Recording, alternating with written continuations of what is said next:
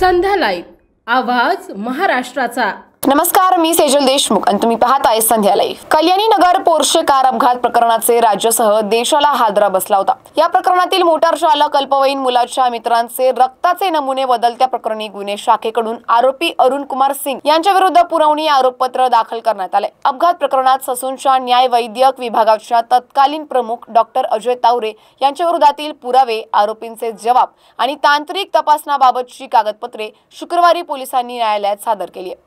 कल्याणी नगर भागात 18 मे 2024 रोजी भरधाव मोटारीने दुचाकीस्वार संगणक अभियंता आणि त्यांच्या मैत्रिणीला धडक दिली होती। या अपघातात दोघांचा जागीच मृत्यू झाला होता।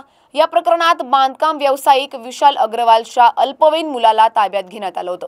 मोटारीत अग्रवालच्या मुलाचे मित्र होते। अपघातापूर्वी अग्रवालचा मुलगा आणि 2 मित्रांनी मुंडवा भागातील एका पबमध्ये मद्यप्राशन केल्याचं तपासात उघडकीस आलं होतं। तिघांची वैद्यकीय तपासणी करण्यासाठी त्यांना ससून रुग्णालयात नेलं होतं। त्यावेळी मुलांच्या रक्त नमुन्यात बदल करण्यात आल्याचं उघडकीस आलं होतं। रक्त नमुने बदल प्रकरण विशाल अग्रवाल यांची पत्नी शिवानी अरुण कुमार सिंग यांनी अशफाक मकानदार, अमर गायकवाड, आदित्य सूद, आशिष मित्तल यांच्याशी संगनमत करून ससून मधील शिपाई अतुल घटकांबळे यांच्या मार्फत ससून मधील आपत्कालीन विभागाचा मुख्य वैद्यकीय अधिकारी डॉक्टर श्रीहरी हाळनूर आणि डॉक्टर तावरे यांना लाच देण्यात आली होती।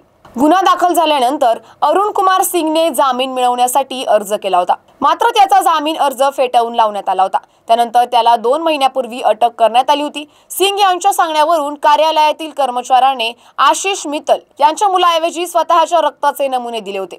रक्ताचे नमुने बदलण्या प्रकरणात 10 आरोपींविरुद्ध आरोपपत्र दाखल झाले असून अरुण कुमार सिंग विरुद्ध 477 पानांचे पुरवणी आरोपपत्र शुक्रवारी पोलिसांनी दाखल केलं होतं। अशाच अपडेटसाठी आमच्या संध्या लाईव्ह चॅनलला लाईक, शेअर आणि सबस्क्राईब करा।